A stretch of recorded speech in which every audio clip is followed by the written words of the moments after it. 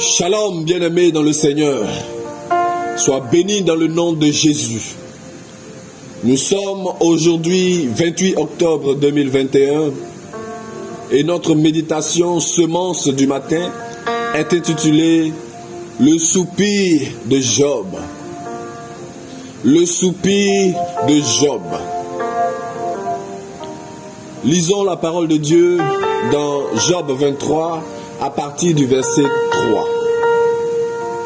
Oh, si je savais où le trouver, si je pouvais arriver jusqu'à son trône, je plaiderais ma cause devant lui, je remplirais ma bouche d'arguments, je connaîtrais ce qu'il peut avoir à répondre, je verrais ce qu'il peut avoir à me dire.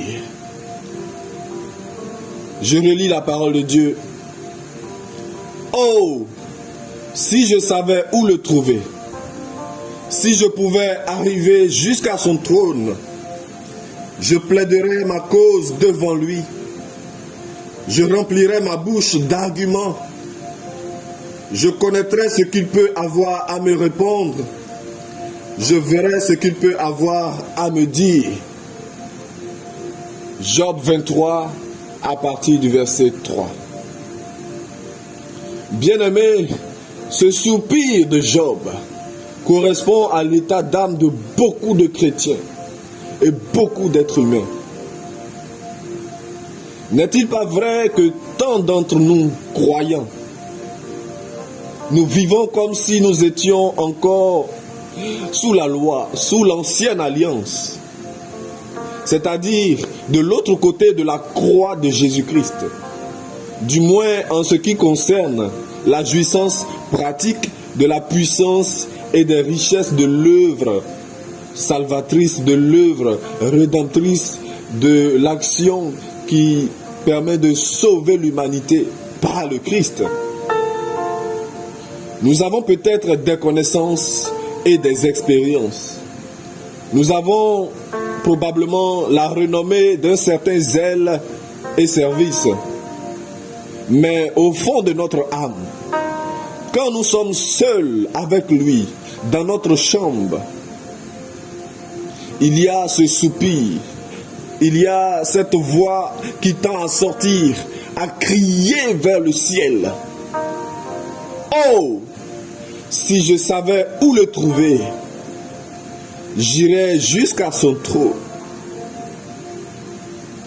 Mais la nuit est passée et le jour de la grâce à lui. La réponse à cette question est donnée. En entrant dans la gloire, notre Seigneur y a conduit beaucoup de fils en disant: me voici, moi et les enfants que Dieu m'a donnés. Hébreux 2, les versets 10 et 13. Bien-aimé, le voile est désormais déchiré. Le chemin nouveau et vivant a été frayé par l'action salvatrice de Jésus-Christ à la croix. Voici l'appel à l'Église de Dieu. Puisque nous avons un grand souverain sacrificateur qui a traversé les cieux, Jésus, le Fils de Dieu, approchons-nous donc avec assurance du trône de la grâce, afin d'obtenir miséricorde et de trouver grâce pour être secourus dans nos besoins.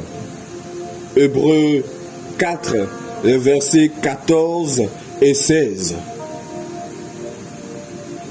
Au-dedans du voile, nous entendons ce qu'il dit. Nous comprenons ce qu'il répond. Car la parole de notre souverain sacrificateur Jésus-Christ est un langage adapté à nos besoins. Et la réponse à notre prière est au-delà de ce que nous pensons ou ce que nous demandons. En effet, pour employer les termes du patriarche, nous le trouvons, nous arrivons jusqu'à son trône de grâce souveraine et de richesse incompréhensible. Bien-aimés, Ne vivons donc plus dans la loi, dans l'ancienne alliance. Que nos soupirs se transforment en actions de grâce. Que nos pleurs, que nos tristesses, que notre angoisse se transforment en louange, en allégresse, en témoignage. Car le chemin nouveau et vivant est ouvert. Il conduit au trône de la grâce qui est pour la vie éternelle, la vie chrétienne, la source et le centre de toutes choses. Bien-aimé, je voudrais maintenant t'inviter à prier avec moi. Seigneur Jésus-Christ, je te loue, je te rends toute la gloire. Mon âme crie à toi pour glorifier ton nom et te reconnaître, toi le Tout-Puissant, souverain sacrificateur. Merci pour le don de ta vie. Merci pour l'œuvre que tu as accomplie à la croix, afin que quiconque y croit soit sauvé. Désormais, par cette action à la croix, tu nous fais passer de la mort à la vie. Par cette action à la croix, le voile est déchiré et j'ai accès au trône de la grâce. Merci Seigneur pour cette faveur imméritée.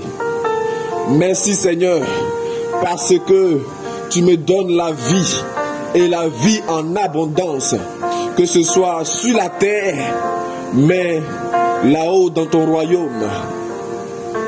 Que la gloire, que l'honneur, que la louange, que l'adoration te soit rendue dans ma vie, dans ma maison, dans ma famille, dans mon entourage, aujourd'hui et à jamais.